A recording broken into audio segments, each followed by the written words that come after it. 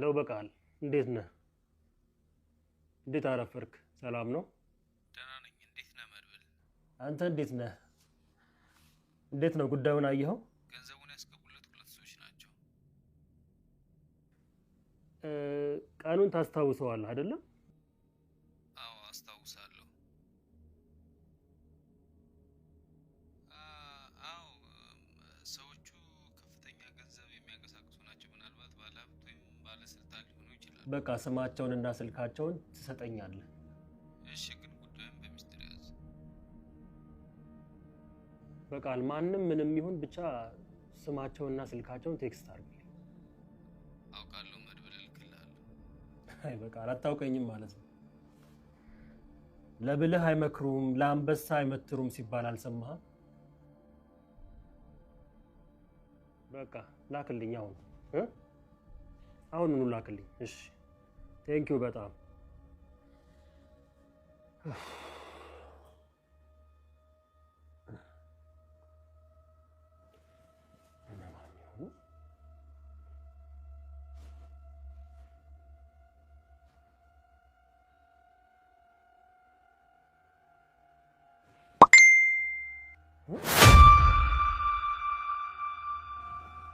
ሊሆን አይችልም።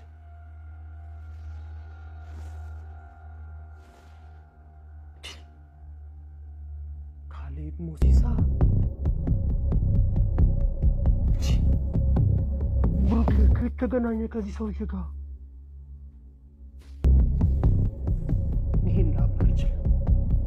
ይሄን ላምን አልችልም። ወይኔ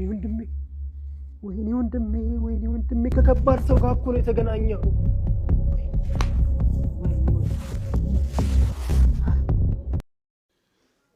ሰላም እንደምን አላችሁ ውድ የምሳሌ ድራማ ተከታታዮች። ምሳሌ ድራማ ክፍል 75 እንግዲህ በጣም ደስ የሚል ክፍል ነበረ። እንዴት አያችሁት? እስኪ ሀሳብ አስተያየታችሁን አስቀምጡልኝ ውድ ቤተሰቦች። 75 ላይ እንግዲህ ብዙዎቻችን እኔ ያልጠበኩትን ነገር እያየሁ እገኛለሁ ውድ ቤተሰቦች እና ምሳሌ ድራማ እንግዲህ በጣም ደስ በሚል ሁኔታ እየሄደ ነው ያለው ቤተሰቦች። እስኪ ስለ ምሳሌ ድራማ የተሰማችሁን ነገር ሀሳብ አስተያየታችሁን ኮመንት ላይ እየገባችሁ ሀሳባችሁን አስቀምጡልኝ። ከዛም እንግዲህ አንዳንድ ነገሮችን እኔ የታዘብኳቸው ነገሮችን ሪከማንድ ማድረግላችሁ ይሆናል ውድ ቤተሰቦች። እስከዛው ድረስ ይህን ቻናል ሳብስክራይብ ያላደረጋችሁት ካላችሁ ሁላችሁም ሳብስክራይብ እያደረጋችሁ ቤተሰቡን እንዲሁም ይህን ቪዲዮ ላይክ እያደረጋችሁት ለብዙ ሰው እንዲደርስ ደግሞ ሼር በማድረግ ፍቅራችሁን አሳዩልኝ ውድ ቤተሰቦች። ምሳሌ ድራማ ክፍል 75 ላይ እንግዲህ አንዳንድ ፍንጮች እየታዩ ናሉት። ብሩኬ እንግዲህ የት እንደገባ አንዳንድ ፍንጮች እየወጡ ናሉ ቤተሰቦችና ይሄ መርበል እንግዲህ በጣም የሚገርም አካሄድ ነው እየሄደ ያለውና መርበል እንግዲህ በዚህ አካሄድ ከቀጠለ በቅርብ እንግዲህ ብሩክ የት እንደገባ እና ብሩክን ማን እንዳገተው ብሩክ ላይ ምን እንደደረሰበት በቅርቡ ይደርሳል የሚል ሀሳብ አለኝና እስኪ በእኔ ሀሳብ የምትስማሙ ሁላችሁም ይህን ቪዲዮ ላይክ እያደረጋችሁ ሀሳባችሁን ስሜታችሁን አሳዩልኝ ውድ ቤተሰቦች።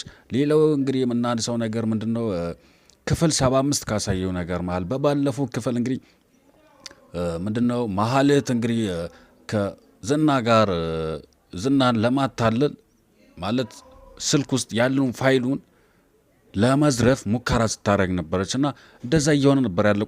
ባለፈው ግን በጣም ሁላችንም በጣም እኔ በኩል ግን ዝና ከነቃ በኋላ ማህሌት ላይ የሆነ ነገር ያደርሳታል ብዬ የሆነ ነገር ያደርጋታል ብዬ ትንሽ ፈርቼና ሰግቼ ነበር። ግን በስተመጨረሻ ምንም ማህሌትን ምንም ሊያደርጋት አልቻለም።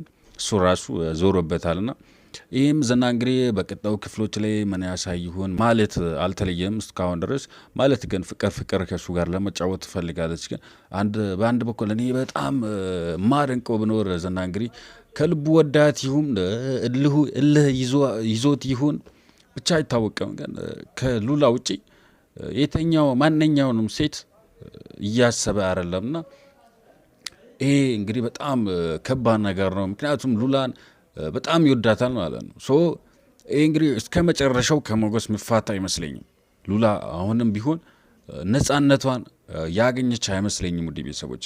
በከፊል ነፃ ብትሆነ ሙሉ በሙሉ ግን በነፃነት እየተንቀሳቀሰች አይደለችም እና ይህም እንግዲህ በጣም አሳሳቢ ነው የሚሆነው ውድ ቤተሰቦች። እስኪ በዚህ ዙሪያ ላይ የተሰማችሁን ሀሳብ አስተያየታችሁን አስቀምጡልኝ ውድ ቤተሰቦች።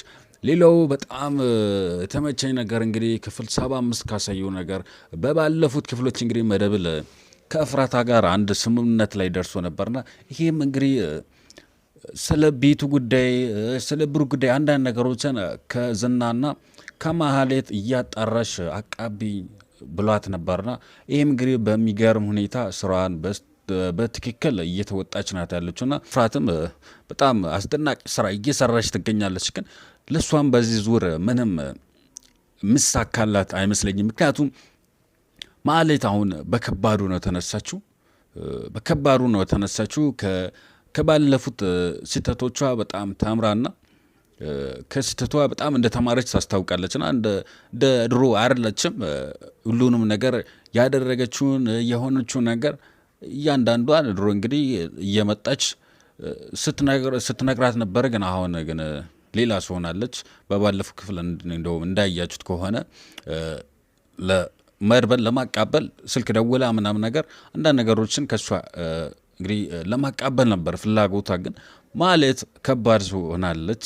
እንደ ድሮ አይደለችም። ለእፍራታም ያለው ነገር ግልጽ እየሆነች አይደለችም። ይህም እንግዲህ በጣም አሳሳቢ ነው የሚሆነው። ውድ ቤተሰቦች ግን እኔ ጠረጥሮ ነገር ቢኖር ምንድን ነው ብሩኬ ማህሌት እንግዲህ ወጥረው መድብልም ሆነ እፍራታም ወጥረው ስለ ብሩኬ ምናምን ከጠየቁ የሆነ ፍንጭ ያገኛሉ ብዬ ነው ማስበው። ምክንያቱም ዝና የሆነ ነገር ያውቃል።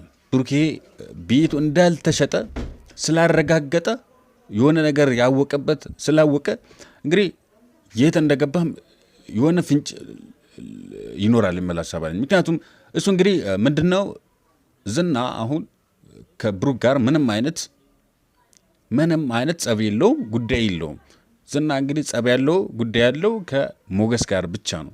ስለዚህ ምንም የብሩኬ ነገር ግድ እየሰጠው አይደለም ዝና ማለት ነው። ይሄን ደግሞ ማህሌት ቀርባ ምናልባት በስካርም ይሁን ቀርባ ከጠይቃ በቱ እንዳልተሸጠና ብሩኬ ብሩን ከየት አምጥቶ ምሳሌ እንዳሳከማት ምናልባት ካረጋገጠች ብሩኬ የት እንደገባና በማን እጅ እንደወደቀ ልታውቅ ይችላል። በስተመጨረሻ ግን መድብል በጣም ጀግና የሆነ ሰው ነው እና ተመችቶኛል መድብል። እና መጨረሻ አካባቢ እንግዲህ ባንክ ትራንዛክሽን እያጣራ ነበርና ብሩኬን ከማን ጋር እንደሰራ ምን አይነት ሰዎች ብር አካውንት ውስጥ እንዳስገቡ ለማጣራት ሙከራ እያደረገ ነበርና ይህ ነገር እንግዲህ ከተሳካለት ማን እንዳስገባ ካወቀ ከደረሰበት ምናልባት የብሩኬ አድራሻ አሁን ያለበት ሁኔታም ልታውቅ ይችላል የሚል እምነት አለኝ። ውድ ቤተሰቦች እስከዛው ድረስ ሁላችሁም ብሩኬ ይገኝ ብሩኬ ይምጣ እያላችሁ ሀሳባችሁን ኮመንት ላይ አስቀምጡልኝ ውድ ቤተሰቦች። ምክንያቱም ሁሉ ጊዜ እንደምላችሁ ብሩኬ እንግዲህ የምሳሌ ድራማ በጣም ድምቀት ነው። ያለ ብሩኬ ምሳሌ ድራማ እኔ በኩሌ አይመቸኝ ነው የምላችሁና እስኪ ብሩኬ ይምጣ የምትሉት የብሩኬን አድናቂ የሆናችሁ ሁላችሁም ይህን ቪዲዮ ላይክ እያደረጋችሁ ይህን ቻናል ደግሞ እስካሁን ድረስ ይህን ድራማ እየተከታተላችሁ ሰብስክራይብ ያላደረጋችሁት ካላችሁ ሁላችሁም ሰብስክራይብ እያደረጋችሁ እና ሌላ ነገር ደግሳላችሁ ነገር ብኖር ምንድነው እንግዲህ የሞገስና የሉላ ነገር ነው። እስካሁን ድረስ ግን ሞገስና ሉላ ነጻነታቸውን ማግኘት አልቻሉም። ተጨቁኖ ነው ያሉትና አሁን ግን በከፊሉ ከጭቆና እየወጡ ያለ ይመስለኛል።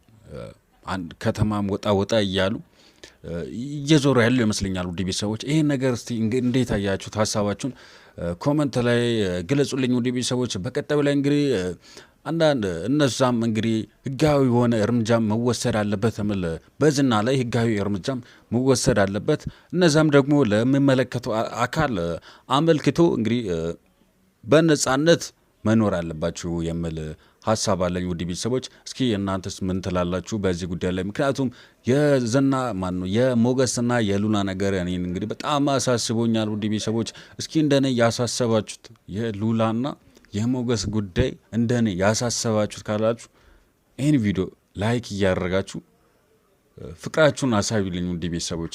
ሌላው ምንድነው ከዚህ ምሳሌ ድራማ ላይ እንግዲህ በጣም እኔ እንትን ያለኝ ነገር የቅድስት ነገር ነው። ቅድስት አሁን በጣም ደብሯታል። ምሳሌ እንግዲህ ምንም የምታውቀው ነገር የለም። ብሩክ የት እንደገባ ምን እንደሆነ ምን እንደደረሰበት ምንም የምታውቀው ነገር የለም። ባይዘ ግን አታሏታል ምናምን እንደምትመጣ ምናምን በጣም የመጨረሻ ደብሯታልና እስኪ ቅድስትን የምትወዷት ሁላችሁም ይህን ቪዲዮ ላይክ እያደረጋችሁ ለቅድስት ያላችሁን ፍቅር አሳዩልኝ ውድ ቤተሰቦች።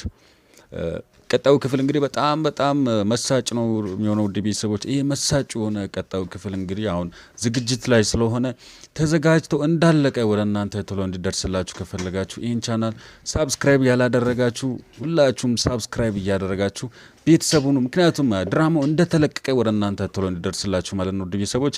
በቀጣዩ ክፍል እስክንገናኝ ድረስ በያላችሁበት በዓለም ዳርቻ ሁሉ ሰላማችሁ ይብዛ።